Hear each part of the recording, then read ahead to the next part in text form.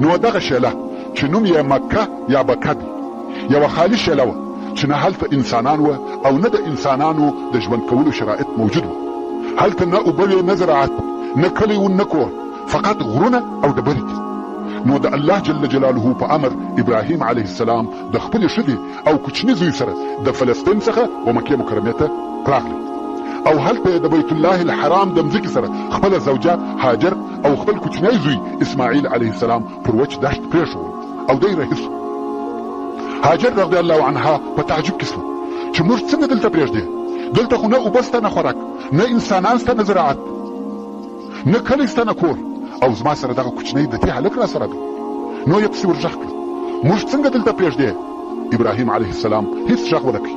دې دا پوښتنه ځینې وکړه او دا علیه السلام غږ نه کاوه، خو په آخر کې دې پوښتنه ځینې وکړه آیا الله جل جلاله امر کړی یې چې موږ دلته پرېږده؟ ابراهیم علیه السلام ویل هو. دلته نو هاجر علیه السلام د هغه واقعي مسلمانې پر قسم چې اعتماد او توکل یې یوازې پر الله جل جلاله وي په پوره یقین سره وویل الله مو نه ضایع کوي، څرنګه چې دا د الله جل جلاله امر دی او الله عز وجل پر خپلو بندګانو رؤوف او رحیم دی. نو بې له شکایته او تشویشه کښېنسته او ابراهیم علیه السلام رهي سو. تاسو ته خو هغه مشهوره قصه در معلومه ده، کوم وخت چې د هاجر علیه السلام سره هغه د دې موجودې اوبه کومې چې ابراهیم علیه السلام ورپرې ایښوې خلاصې سوې، نو دا د اوبو د پیدا کولو دپاره ولاړه سوه چې یا به دلته اوبه پیدا کم او یا به یو څوک ووینم، او خپل زوی یې د دغه اوسني زمزم د څا د منطقې سره پرېښاوه چې البته هغه وخت نه څا و نه اوبه، خو دا د صفا و غونډۍ ته وختل او بیا د مروه غونډۍ ته ولاړه. دغه د اوبو په طلب کې یې اووه واره د صفا او مروه په مابین کې تګ او راتګ وکړي. ورونو دغه د دې تګ او راتګ زموږ په دین کې د حج کوونکو او عمره کوونکو دپاره دیني شعار وګرځېدی او دا د دغه مؤمنې ښځې یاد دی. اسلام و مؤمنې ښځې ته دغه اندازه شرف ورکړی دی چې د قیامت تر ورځې به نه هېرېږي. بیبي هاجر علیه السلام په دغه تګ او راتګ مشغوله وه چې هلته جبریل علیه السلام د اسماعیل علیه السلام د پښو سره د الله عز وجل په امر دغه مځکه چې اوس هلته د زمزم څا دی په خپل وزر ووهل. مځکه وچاوده او اوبه ځینې راووتې. دا هغه د زمزم د ښکاره کېدو شروع او ابتدا ده او دلته په دغه غرو کې د اول وار دپاره اوبه پیدا سوې. خو دا واقعه هغه وخت پېښه سوه چې په دغه وخت کې هلته په یمن کې د اوبو یو ډېر لوی بند چې سد معارب ورته ویل کېده نړېدلی او تاسو ته معلومه ده چې انسانان همیشه په هغه ځایو کې اوسېږي کوم چې هلته اوبه وي او دغه سد معارب یا د اوبو بند په یمن کې ډېر لوی او عظیم بند و او د دغه بند پر شاوخوا ډېر انسانان اوسېدل او دغه انسانان هم ټول عرب وو، ځکه د عربو اصلي وطن او ځای یوازې او یوازې یمن دی. بې له هغه کوچي عربو څخه چې یوې خوا او بلې خوا ته بتله نور ټول عرب یوازې په یمن کې وه، بل ځای نه اوسېده. نو ځکه د اصلي عربو اصلي وطن یوازې یمن دی او بیا د هغه ځای څخه د دغه بند د نړېدو په سبب چې اوبه نیستې سوې د عربو یوې خوا او بلې خوا ته کوچ کړی دی. کوم وخت چې سد معارب ونړېدی عرب د رزق د طلب دپاره وپاشل سوه او هرې قبیلې د ځان د اوسېدلو دپاره یوه منطقه اختیار کړه. د مثال پر ډول د ثقیف قبیله و طایف ته ولاړه او طایف یې د ځان وطن وګرځاوه. غساسینه د شام و شاوخوا ته ولاړه او د مناظره قبیله د عراق و شاوخوا ته ورسېده. دغه رنګه ټول عرب د لوږې او د رزق د طلب په سبب د خپل اصلي وطن څخه چې یمن دی یوې خوا او بلې خوا ته وویشل سوه. اوس چې جبریل علیه السلام مځکه په وزر ووهل او د زمزم اوبه پیدا سوې، بیبي هاجر علیه السلام دا هلته اوسېږي. عادت داسې دی چیرې چې اوبه وي هلته مرغان هم وي. د دغه اوبو په سبب مرغان پیدا کیږي او سره راټولیږي. نو د زمزم د اوبو په سبب په دغه منطقه کې مرغان هم په هوا ګرځېدل. په دغه وخت کې د عربو یوه قبیله چې د جرهم قبیله نومېده د یمن څخه کوچ کړی دی او رهي دي چې چیرې به اوبه پیدا کړي او هلته واوسېږي. دغه قبیله نږدې و دغه شیلې ته چې مکه نومېده تېرېده. ویلې ده چې په هوا مرغان ګرځي. ویل دا مرغان دلته د کومې خوا راغلي دي؟ دلته خو هېڅ وخت اوبه نه وې. نو یې نفر ولېږل چې ولاړ سئ شاوخوا وګورئ شاید دلته اوبه پیدا سوي وي. نفر چې ولاړه اوبه یې ولیدې او د قبیلې و مشرانو ته یې خبر راوړی چې هو دلته اوبه سته. د قبیلې مشران اوبو ته ورغلل او هلته د اوبو سره هاجر او اسماعیل علیهم السلام ولیدل چې فقط یو ښځه او یو کوچنی هلک دی، نور هیڅوک نشته. څرنګه چې دا خلق د همت او مړانې خاوندان و، نو یې د زمزم اوبه د هغې څخه په زور قبضه نه کړې، بلکې اجازه یې ځینې وغوښتل چې موږ به دلته واوسېږو، اوبه خو ستا دي او موږ به تا ته د دغه اوبو په مقابل کې اجوره درکوو. د دې هم خوښه شوه او دوی ته یې د اوسېدلو اجازه ورکړه. د الله عز وجل قدرت ته وګوره، اوبه یې ورته پیدا کړې او د نور رزق سبب هم پیدا شو، ځکه نور د معیشت شیان یې هغو پر ذمه واخیسته. اوس نو دغه د عربو قبیله چې جرهم نومېده په مکه مکرمه کې سکونت شروع کړي او دا ځای یې د ځان دپاره وطن وګرځاوه او د زمزم د اوبو دپاره یې یو حوض جوړ کړي. تر دغه وخته خو لا کعبه شریفه نه ده جوړه سوې او اسماعیل علیه السلام چې عرب نه دي او عربي ژبه یې هم نه ده زده، ځکه ابراهیم علیه السلام دوی د فلسطین څخه دلته مکې مکرمې ته راوستلي وو، نو عربي ژبه یې دغه د جرهم د قبیلې څخه زده کړه. او کوم وخت چې اسماعیل علیه السلام لوی سو، ښځه یې هم د دغه قبیلې څخه وغوښته، نو ځکه د اسماعیل علیه السلام اولادیې ته عرب مستعرب ویل کیږي چې اصلا عرب نه و او بیا عرب سوه. همدارنګه زموږ پاک پیغمبر محمد مصطفی صلی الله علیه و وسلم د اسماعیل علیه السلام د اولادیت څخه دی، او بیا نو ابراهیم علیه السلام کله ناکله څه موده ترمنځ دلته راتلی، د خپل زوی او خپلې ښځې ببي هاجر علیه السلام خبر یې اخیستی او بیرته به ولاړ، تر څو چې اسماعیل علیه السلام 14 کلو ته ورسېدی. نو د الله عز وجل د طرفه و ابراهیم علیه السلام ته د کعبې شریفې د جوړولو امر وسو چې ته او ستا زوی اسماعیل علیه السلام کعبه شریفه جوړه کړي، او دوی هم کعبه شریفه جوړه کړه. خو کوم وخت چې الله عز وجل و ابراهیم علیه السلام ته د کعبې شریفې د جوړولو امر کاوه، ورته وویل سو چې د آدم علیه السلام پر بنا یې جوړه کړه. الله عز وجل د سورة آل عمران په 96 نمبر آیات کې فرمایي: ان اول بیت وضع للناس للذي ببکه، یعنی خامخا هغه اول کور د الله جل جلاله چې د خلقو دپاره ایښول سوی دی هغه کور دی چې په بکه کې واقع دی. ورونو اصلا کعبه شریفه د آدم یا شیس ابن آدم علیه السلام په زمانه کې جوړه سوې ده او بیا د نوح علیه السلام په طوفان کې ونړېده.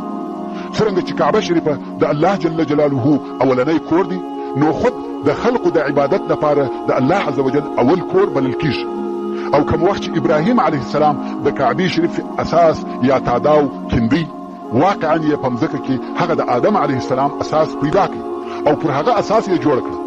دا د کعبې شریفې د جوړولو ابتدا او شروع سوه. خو د جوړولو په وخت کې چې ابراهیم علیه السلام دغه یو دیوال و آخر ته ورساوه او اوس دغه بل دیوال جوړوي، دلته خو کنج پیدا کیږي چې د دغه کنج څخه د بنا او جوړولو اصل او اساس نقشه او رجه اخیستل کیږي او نور بنا د دغه کنج څخه سمه او صحیح جوړېدلی شي. نو ابراهیم علیه السلام غوښته چې په دغه کنج کې یوه لو قوي او مناسبه ډبره کښېږدي. نو یې اسماعیل علیه السلام ولېږي چې ولاړ شه شاوخوا وګوره چې د دغه کنج دپاره یوه مناسبه ډبره پیدا کړې. اسماعیل علیه السلام لاړې او وګرځېدی، څو د دغه ځای دپاره یې وړ او مناسبه ډبره نه کړه پیدا. بیرته راغلی، ویلې ده چې د پلار سره یوه ډېره مناسبه او هغه قسم ډبره چې دوی غوښته پرته ده. اسماعیل علیه السلام ویل دا ډبره دې د کومه کړه؟ ابراهیم علیه السلام ویل دا د الله عز وجل د طرفه راغله. دغه ډبره هغه اجر اسود دی چې د جنت څخه راغلی دی او د جنت ډبره ده چې د کعبې شریفې په بنا کې کار سوې ده. کعبه شریفه د دغه ډبرې څخه په صحیح بنا سره جوړه سوه او ابراهیم علیه السلام چې به یو څه دیوال جوړ کړي نو به شاته ولاړ او د یو څه لرې فاصلې څخه به ورته کتل چې آیا دیوال سم دی، کوږ خو نه دی، او دلته به ښه وخت ولاړ و، فکر به واهه. نو ځکه دغه ځای ته مقام ابراهیم ویل کیږي. الله عز وجل د سورة البقره په 125 نمبر آیات کې فرمایي: واتخذوا من مقام ابراهیم مصلى، یعنی ای مؤمنانو د ابراهیم علیه السلام د درېدلو ځای د لمانځه، طواف او دعا ځای وګرځوئ چې دا ځای د کعبې شریفې د صحیح جوړولو دپاره د ابراهیم علیه السلام د فکر ځای دی. نو ځکه دغه مقام د کعبې شریفې څخه یو څه لرې واقع دی، ځکه د لرې څخه د دیوال برابري او کوږوالی معلومیږي. همدارنګه مقام ابراهیم و هغه ډبرې ته ویل کیږي چې د کعبې شریفې د جوړولو په وخت کې ابراهیم علیه السلام پر درېدی او په دغه ډبره کې د ابراهیم علیه السلام د پښو نقشې او علامې هم شته او دغه ډبره هم د جنت څخه راوړل سوې ده. اوس چې کعبه شریفه جوړه سوه، د ډبرو یوه خونه ده، نو خلق د عبادت دپاره ولې او څنګه ورته راسي؟ دلته بیا و ابراهیم علیه السلام ته الهي امر وسو چې خلق و بیت الله الحرام ته په حج کولو خبر کړ.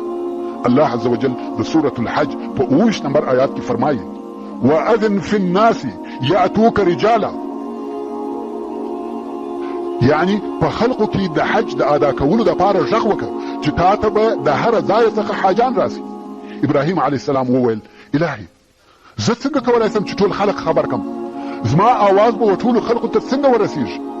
د الله عز وجل د طرفه ورته وویل سوه یا ابراهیم پر تا ناره ده او پر ما یو خلقو ته رسول دي، ته فقط غږ وکړه.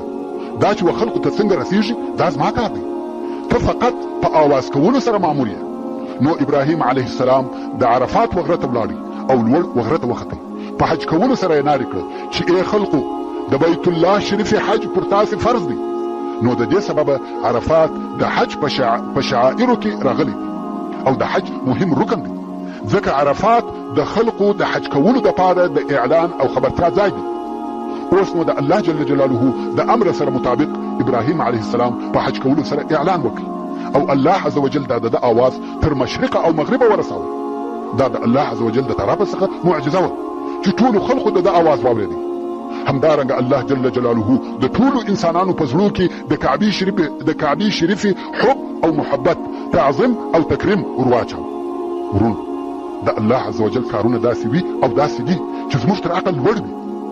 او بیا نو خلق د حج کولو دپاره د دنیا د اطرافو څخه خاصتا د جزیرة العرب څخه په ډلو ډلو همیشه ورته راتله حج او د الله عز وجل عبادت به یې کاوه. هر کال حج کېدی، د کعبې شریفې تعظیم او احترام کېدی. دا د الله جل جلاله قدرت او معجزه ده، کنه د هیڅ انسان په واسه نه ده پوره چې د ډبرو و خونې ته دې دونه عزت او اعتبار ورکړي. اوس نو کعبه شریفه معززه سوه او د ابراهیم علیه السلام دین نشر سو. توحید او د یوه الله عز وجل عبادت په خلقو کې شروع سو. ټول عرب د ابراهیم علیه السلام پر دین وه او د ټولو عقیده د وحدانیت وه. یوازې او یوازې د الله جل جلاله عبادت کېدی، هیڅ کافر او مشرک نه موجود. خو عمر دی تیریږي، څه وخت او زمانه پر دغه حال تېره سوه تر څو چې د خزاعه په قبیله کې د عمرو بن لحی په نامه سره یو نفر پیدا سو. ورونو خزاعه د عربو یوه بله قبیله ده او دغه عمرو د دغه قبیلې رئیس او سردار. دغه عمرو بن لحی د جرهم د قبیلې سره چې پر مکه مکرمه امیران وه جنګونه شروع کړل. غواړي چې د کعبې شریفې تولا او د مکې مکرمې امریت ځینې واخلي او د دغه دوو قبیلو په مابین کې ډېر لوی جنګ پیښ سو. خو په آخر کې د جرهم قبیلې ماته وخوړه او د مکې مکرمې تولا او امریت د خزاعه د قبیلې لاسته ورغله. د دغه جنګو او ماتې په نتیجه کې د جرهم د قبیلې ډېر نفر د مکې مکرمې څخه ووتل او ځینې یې دالته پاته سو. په مکه مکرمه کې استوګنه کول، مګر کارونه او امریت ټول د خزاعه د قبیلې په لاس کې وه. خو کوم وخت چې د جنگ په جریان کې د جرهم قبیله په خپله ماته پوه سوه، نو یې غوښته چې د خزاعه قبیلې ته په مکه مکرمه کې مشکلات او تکالیف جوړ کړي او د دوی ژوند ورسخت کړي او دا تکلیف د اوبو په سبب ورته پیدا کړي. ورونو هو د مکې مکرمې د ښار عزت او عظمت، لویي او حرمت په کعبه شریفه سره دی، خو د خلقو ژوند یې د زمزم په اوبو سره و. که اوبه مې وي بیا هلته ژوند تریخ دی. نو د جرهم قبیلې د دغه مقصد دپاره د جنگ په وخت کې د زمزم څا پټ کړي او هغه په کعبه شریفه کې پرتې خزانې یې سره د هغه دوو دانو اوسیو چې د سرو زرو څخه جوړې سوي وې او په کعبه شریفه کې پرتې وې ټول ودغه څا ته ور واچول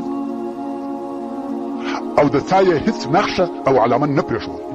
کوم وخت چې د خزاعه قبیلې د مکې مکرمې تصرف او امریت په لاس کې واخیستی، د زمزم د اوبو یې هیڅ اثر نه کوي پیدا، نو مجبوره سوه اوبه به یې د مکې مکرمې د ده باندې څخه راوړلې. د خزاعه قبیلې د مکې مکرمې امریت لاسته راوړی، خو زمزم نسو ورپاته ځکه هغه پټ او ښخ کړل سو. تر هغه وخته ورک او پټ و چې دوهم وار بیا زموږ د پاک پیغمبر محمد صلی الله علیه و وسلم نیکه عبدالمطلب وکندي. ورونو دا د زمزم د څا د پټېدو قصه وه چې پر مکه مکرمه د خزاعه د قبیلې د تسلط په سبب د جرهم د طرفه پټ سو او پر مکه مکرمه د خزاعه د قبیلې تسلط تر 300 یا په بل روایت تر 500 کلو پورې دوام کړی دی. خو په شروع کې د خزاعه د قبیلې مشر او رئیس چې عمرو بن لحی نومېدی د مکې مکرمې حاکم مطلق وګرځېدی او د امر څخه هیڅ سرکشي او نافرمانی نه کول. دغه عمر ډیر مالدار او سخي سړی د حاجانو خواړه یوازې د خپل مال ورکول او د حاجانو دپاره اوبه هم یوازې د خپل مصرف برابرول. او دا هم تاسو ته معلومه ده چې د زمزم د پټېدو په سبب اوبه د مکې مکرمې د باندې او د لیرو ځایو څخه راوړل کېدې. خدا کارونه د پر خپله غاړه اخیستي وو او دغه عمرو بن لحی دونه معتبره و چې هر امر یې د خزاعه پر قبیلې او د مکې مکرمې پر اوسېدونکو او د مکې مکرمې حاجانو داسې قبلاوه لکه دیني او شرعي اوامر. هیڅ چا د امر نافرمانی نه کول. یو وخت د وختو دغه عمرو بن لحی و شام ته په سفر لاړ او هلته د شام په حدودو کې یوه قبیله وه چې د عمالیق قبیله نومېده او دا قبیله بتپرسته وه، د بوتانو عبادت یې کاوه. خو تر دغه وخته عربو نه بوتان پیژندل او نه د بوتانو عبادت کاوه، بلکې ټول موحدین او د حضرت ابراهیم علیه السلام پر دین وه. نو دغه عمرو بن لحی د عمالیق د قبیلې څخه پوښتنه وکړه چې دا څه شي دي؟ هغو ورته وویل چې دا الهه او خدایان دي. کم وخت چې پر موږ لوږه او کاختي راسي ډوډۍ راکوي، او کم وخت چې یو قوم پر موږ حمله وکړي او جنگ راسره کوي دوی زموږ کومک کوي، بارانونه راباندې اوروي او بالاخره الله ته مو نږدې کوي. عمرو بن لحی ډېر په تعجب کې سو او دا خبرې یې پر دماغ برابرې ولګېدې. نو ویل ما ته هم یو بت راکړي، ښایي چې زموږ کومک هم وکړي، ځکه موږ په مکه مکرمه کې اوبو ته ډېر ضرورت لرو. دوی ویل ښه دی. نو یو ده ته یو بت ورکړي چې هبل نومېدی. دا هغه اول بت دی چې و جزیرة العرب ته داخل سو. عمرو بن لحی دغه بت و مکې مکرمې ته راوړي او په کعبه شریفه کې یې کښېښود. خلق یې د دغه بت په عبادت امر کړ، خلقو یې هم دا امر ومانه. اوس نو عمرو بن لحی نوي اوامر صادروي چې هغه اوامر یې د توحید او د ابراهیم علیه السلام د دین څخه مخالف وو. او بیا یې نور بوتان چې الهه او خدایان یې بلل و جزیرة العرب ته راوړل. او هر قبیله یې امر کړه چې د ځان دپاره به یو بت اختیاروي او په کعبه شریفه کې به د هغه بت عبادت کوي. بیا یې بل امر صادر کړي، ویل تاسې خو په خپلو کورو او کلو کې هم عبادت کوئ، خو دا نه ده جایزه چې د بل شي عبادت وکړي بېله د مکې مکرمې د بوتانو څخه د یوه بت. نو پر هر چا دا لازمه ده چې د مکې مکرمې څخه یوه ډبره ورسره واخلي او هلته په خپل کور او کلي کې د هغې ډبرې عبادت وکړي. عربو هم دا امر ومانه او هر یوه د مکې مکرمې څخه یوه ډبره ورسره واخیسته او هلته په خپل کور کې به و هغې ډبرې ته عبادت کاوه، حتی د هغې ډبرې عبادت به کاوه چې دا نو په عربو کې د توحید پر ځای د بوتانو د عبادت شروع او ابتدا وه. د عمرو بن لحی په امر سره بتپرستي شروع سوه. رسول الله صلی الله علیه و وسلم د دغه عمرو بن لحی په باره کې فرمایي: رأیت عمرو بن عامر بن لحی الخزاعي يجر قصبه في النار. يعني عمرو بن عامر بن لحی الخزاعي مې ولیدی چې خپلې کلمې په اور کې کشوي. دا ولې؟ ځکه دی هغه څوک دی چې د عربو دین ته یې تغییر ورکړ. تر دغه د مخه ټول عرب پر توحید او